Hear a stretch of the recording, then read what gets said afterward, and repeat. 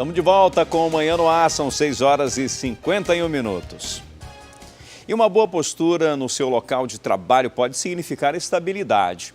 Com a facilidade na comunicação, um vacilo pode pôr sua carreira a perder. Por exemplo, apresentar atestado falso no trabalho para justificar a ausência pode dar justa causa e processo na justiça. Pois é, não vale a pena mesmo, né?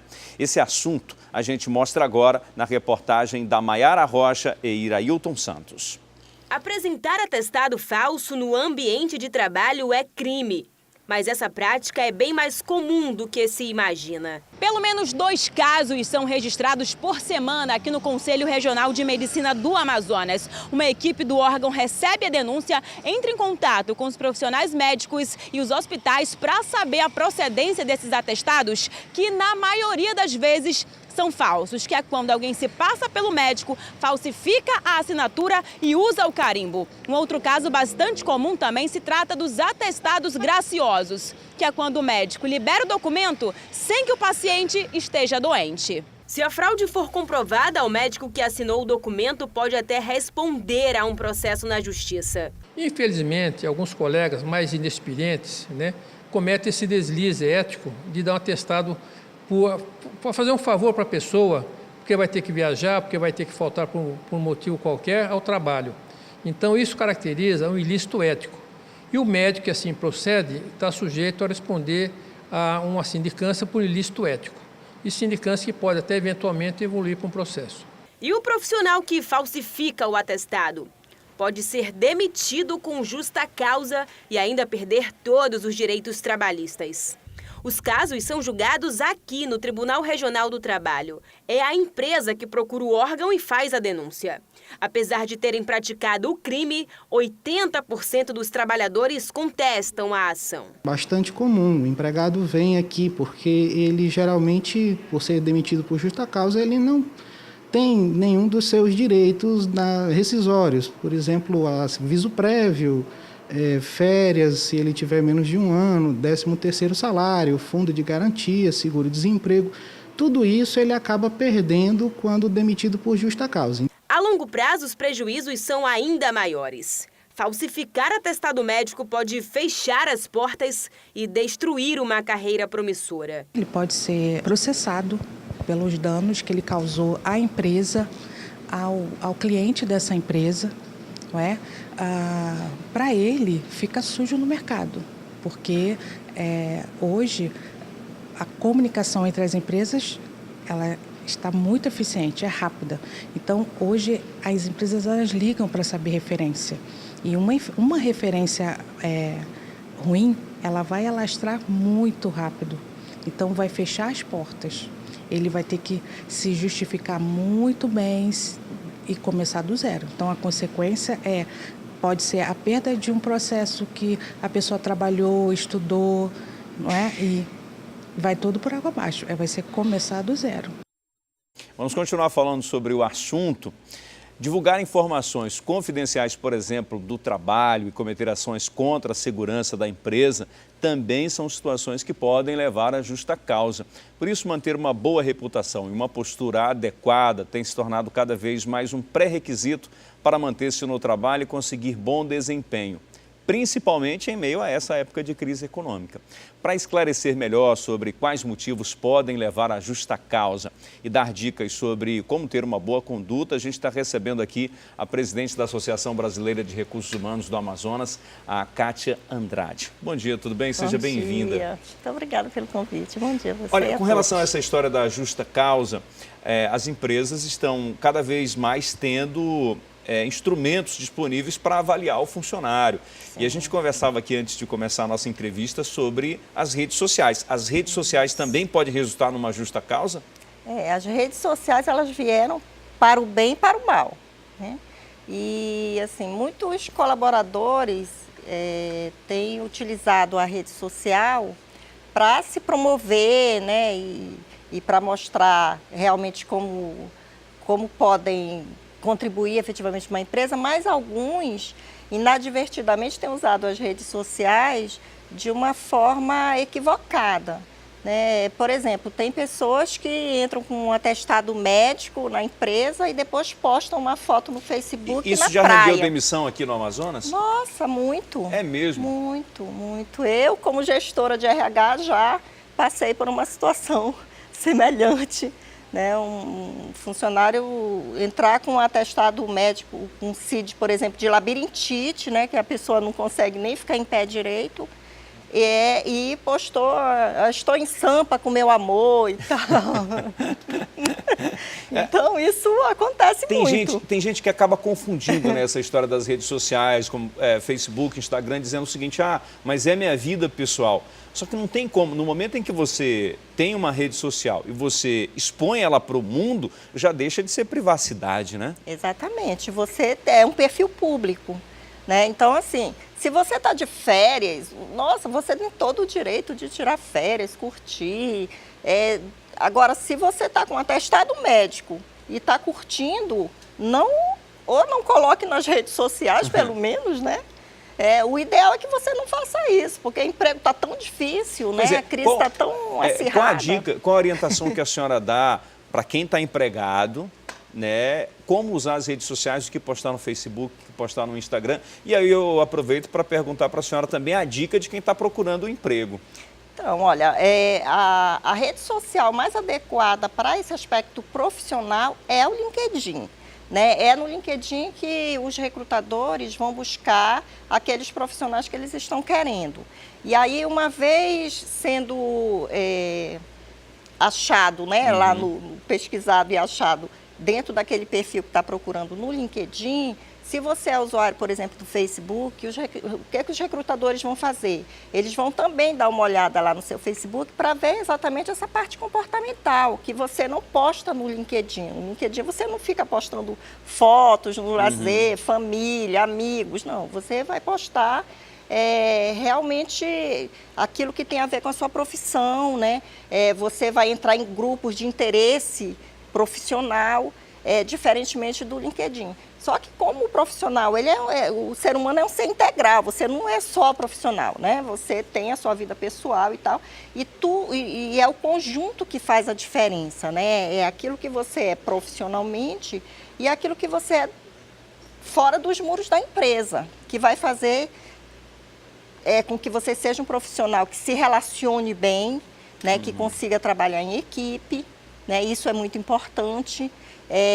Aquele profissional que tem respeito para com o outro nas redes sociais, que não faz comentários pejorativos, né? Porque tem gente que usa a rede social até para fazer comentários pejorativos sobre outras pessoas, né? Tudo isso é um indicativo de como você se comporta na sua vida privada, que vai afetar a sua vida profissional. Então, é um conjunto. Né? Que outras atitudes levam à demissão por justa causa? Então, olha, nós temos no artigo 482 da CLT pelo menos 12 motivos ali para ser demitido por justa causa. Agora a gente precisa entender, e aí o empregador também, né, precisa entender que não é uma vez, uma falha com uma menor gravidade que vai causar uma demissão por justa causa. É a reincidência dessas falhas e, principalmente, a gravidade. Qual foi o prejuízo real, efetivo para a organização, né, ou para alguém ligado à organização, que aquela falha ocasionou. Mas, assim, a gente tem pelo menos 12 motivos. Desídia no desempenho das funções, né? Desídia é o quê? É preguiça. É preguiça. É preguiça. Aquele cara que vai, que só fica enrola, enrolando, espera as 8 horas e tal. E aí, assim, essa questão de utilização de redes sociais, né, dentro do horário de trabalho, é uma coisa que precisa ser muito olhada. Inclusive tem algumas empresas que proíbem o funcionário de usar aplicativo, de usar o celular em determinado período do trabalho, do expediente. Isso, exatamente. Então, o empregador ele não pode proibir a utilização no horário, por exemplo, de descanso, né, do colaborador, desde que o aparelho celular seja do próprio funcionário. Ele não pode impedir, mas durante o horário de trabalho, ele pode sim, porque a legislação diz que naquele horário de trabalho, aquela hora é do empregador, né? Você vendeu aquele horário. E até recolher o aparelho, porque tem alguns locais em que você entra, você deixa o aparelho. Isso, principalmente quando, por exemplo, empresas que fabricam celulares, né? Geralmente, quando você entra, você já deixa até por uma questão de segurança, né? Também. Então, assim, você que está empregado, né, nessa crise que nós estamos e você quer manter seu emprego, a primeira coisa que você tem que fazer é preste atenção nas normas de conduta da empresa onde você está trabalhando. Ainda falando sobre a questão da justa causa, estava um colega nosso aqui perguntando mais cedo, se eu faltar hoje, por exemplo, no trabalho sem avisar, isso rende justa causa, advertência, algum tipo de punição? Então, é a reincidência, aquilo que eu falei antes, né? É a reincidência, a habitualidade desse erro que vai levar a uma justa causa. Não é assim, nunca aconteceu, aí você uma vez faltou sem avisar, uma vez. Isso não vai causar uma demissão por justa causa. No máximo, você vai pegar uma advertência para que esse fato não se repita, né? E até para que você realmente não chegue a uma punição maior, como uma suspensão, como uma justa causa, né? A advertência, ela tem o caráter realmente do que o nome está dizendo, advertir para que a falha não ocorra novamente. Agora, ainda falando sobre a questão das redes sociais e da internet, como saber o que postar com relação à empresa? Uma informação, por exemplo, numa empresa do Distrito Industrial que trabalha com tecnologia ou com informação que não pode ser divulgada. Como é que faz? Se você pode, por exemplo, colocar uma foto do interior da empresa ou não. Quando você chega lá, você vai direto no RH e pede orientação, pede para o seu supervisor. Como é que faz nesse caso? Olha, as empresas normalmente, elas fazem quando você chega novato na empresa, elas fazem um treinamento de ambientação, né, que a gente chama de integração, onde são passadas todas as normas de segurança, né, de confidencialidade da empresa. Então, você recebe todas essas informações. Veja, a divulgação, por exemplo, de segredo industrial é um dos motivos, inclusive, de justa causa. Né? Isso está lá no artigo 482. Então, você precisa ter muito cuidado. Por exemplo, se a empresa está inovando, né, inventando uma nova metodologia, um novo produto, e você está trabalhando nesse projeto e você posta algo sobre isso sem autorização da empresa, isso pode lhe render uma justa causa. Né? Porque muitas empresas, inclusive, têm um setor de comunicação e tem pessoas específicas, autorizadas a fazer esse comunicado para o público externo. E você não pode tomar para si essa atribuição, porque não faz parte do escopo do seu trabalho. Ok. Muito obrigado pela sua participação aqui, trazendo esses esclarecimentos para a gente. E para a gente finalizar aqui, bom senso, né, acima de tudo, né? Bom senso. Bom senso é a palavra-chave, né?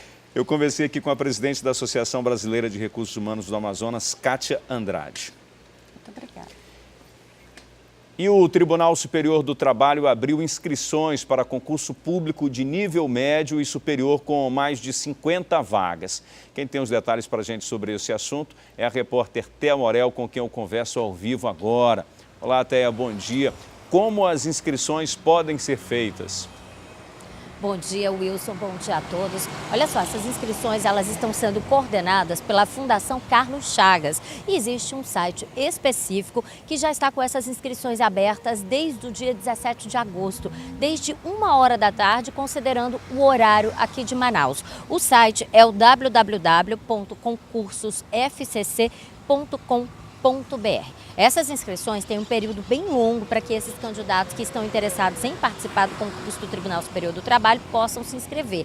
Elas vão até o dia 22 de setembro, mas é muito importante que os candidatos fiquem atentos ao horário das inscrições. Elas terminam às 2h da tarde do dia 22 de setembro, mas esse horário é o horário de Brasília. Wilson, essas provas elas estão previstas a acontecer no dia 19 de novembro e elas vão acontecer lá em Brasília. Isso porque todas as vagas da atuação, né, do Tribunal Superior do Trabalho, elas são realmente para o Distrito Federal, né? O Tribunal Superior do Trabalho, como a gente sabe, é a instância superior do Tribunal do Trabalho, é a última instância, como a gente fala. A gente tem em todas as localidades, em basicamente todas as cidades, todas as regiões, os tribunais regionais do trabalho, né, os tribunais do trabalho que funcionam em primeira instância. O TST é realmente a última instância para onde os recursos trabalhistas vão encaminhados, né, e são julgados e onde a decisão realmente é definitiva. Nesse concurso nós estamos falando de 52 vagas, tanto do ensino médio quanto do ensino superior. Os salários são muito atrativos, Wilson, só para você ter uma ideia, para quem vai cursar, para quem passar, né, nas vagas de ensino médio, o salário é de cerca de R$ 6.300. E no caso dos cargos de nível superior, esse salário pode chegar até a R$ 10.400. As inscrições para o ensino médio, que tem 41 vagas, custam R$ 80, e para o ensino superior, que tem apenas 11 vagas, custam R$ 120. Nós temos aqui algumas áreas de atuação onde as provas vão acontecer. No caso, analistas de sistema, contabilidade, técnico da informação, né? Tecnologia da informação, taquigrafia. No caso da taquigrafia, né, que é aquele tipo de sistema, aquela pessoa que faz normalmente a tradução, pega aquilo que é dito durante o tribunal e coloca aquilo tudo no papel através de um tacógrafo, né, de um taquígrafo, que é diferente.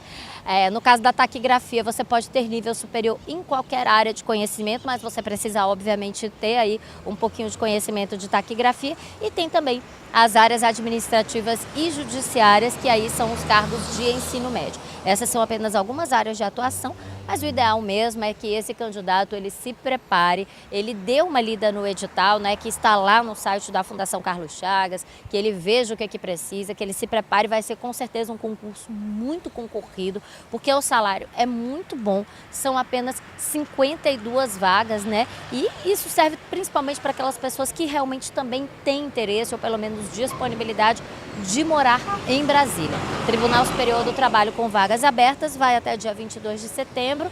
Parece que é muito tempo, mas o ideal mesmo é a pessoa se programar, se planejar, né? Até porque para fazer o concurso, para fazer a prova no dia 19 de novembro, essa pessoa vai ter que realmente se deslocar para o Distrito Federal, porque as provas acontecem lá. Ok, Teia, até daqui a pouco.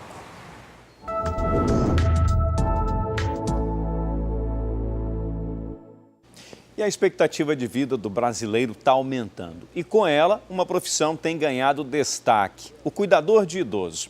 Apesar de não regulamentada, a profissão requer uma série de qualificações, de curso técnico até o amor e cuidado. Afinal, quem não quer chegar na melhor idade e ser bem tratado? Vamos conferir. Nilceia tem 48 anos. Há 30, ela se tornou cuidadora de idosos. Uma profissão que começou sem querer dentro de casa. Quando minha mãe adoeceu, meu pai, os dois acamados, eu não tinha condições de pagar, nem estar andando para cima e para baixo. Foi quando eu aprendi muita coisa com ela, a cuidar, porque ela era técnica de enfermagem, ela se formou pela Cruz Vermelha, e tudo que eu sei até hoje eu agradeço a ela. Então eu retribuí desse jeito, cuidando deles, fiz curso para cuidar deles e continuo cuidando de idosos, porque eu gosto.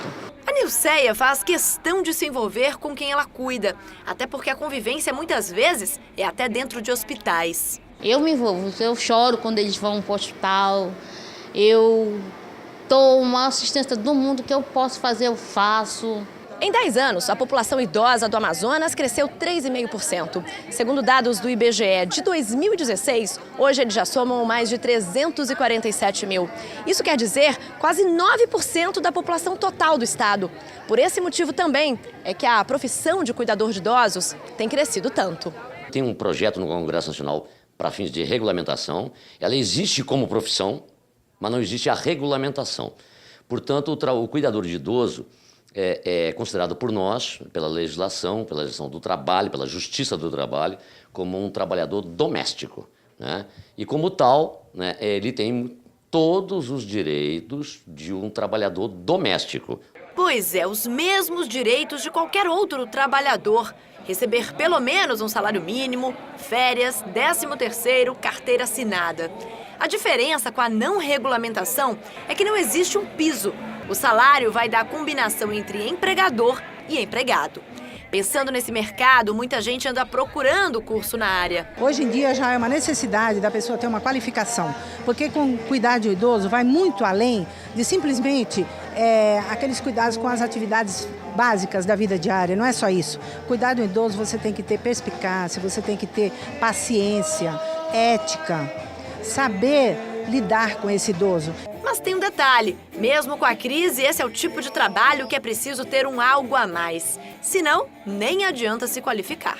Você tem que ter consciência, você tem que ter responsabilidade, você tem que ter amor mesmo, gostar do que está fazendo. Lembra da Nilceia, nossa personagem do começo da reportagem? Pois é, ela diz que é uma profissão difícil, por isso é preciso fazer com amor. Eu não gosto de maltrate idoso, não gosto. Prefere cuidar? Prefiro. Qualquer um, nem que não tenha dinheiro para pagar, não tem problema, eu quero cuidar. Um cuidado que é admirado até pelos vizinhos. Muitos que já tiveram pessoas da família cuidadas por ela. Ela ama essa profissão e nos momentos mais difíceis que as pessoas precisam, vem correr com ela, entendeu? É porque ela aplica injeções, ela faz massagem, ela é tudo. Vamos agora trazer informações do trânsito. Imagens são feitas pelo nosso repórter cinematográfico Alex Gomes. Nós estamos sobrevoando a Avenida Torquato Tapajós. Avenida Torquato Tapajós, que nesse momento apresenta uma certa lentidão para quem está indo para o centro, né? Esse daí é um dos principais corredores de ligação entre a Zona Norte e a Zona Oeste, né? Para quem está vindo ali do Tarumã, para quem está vindo também da Zona Norte da capital, quem está vindo da Cidade Nova. É segunda-feira, está começando a semana, a tendência é que o trânsito esteja um pouco mais carregado, né? Mas a gente não tem nenhuma informação, pelo menos nesse momento aí, de acidente nessa via, né? Na Avenida Torquato Tapajós, de carro no prego ou de qualquer uma outra situação que possa estar impedindo aí a vida ou dificultando a vida do condutor. No sentido contrário, quem está indo para o bairro não enfrenta dificuldade, o trânsito é tranquilo, a pista está livre, né? Sem maiores problemas. Olha aí, Avenida Torquato Tapajós, você vai pegando essa carona com a gente aqui no Manhã no Ar e tendo informações do trânsito em tempo real. E depois do intervalo tem nossa interação com a Rádio Acrítica FM. Vamos falar sobre o Comitê de Combate ao Caixa 2, que está pressionando a Prefeitura por gratuidade no transporte coletivo para o segundo turno das eleições suplementares. É um instante só.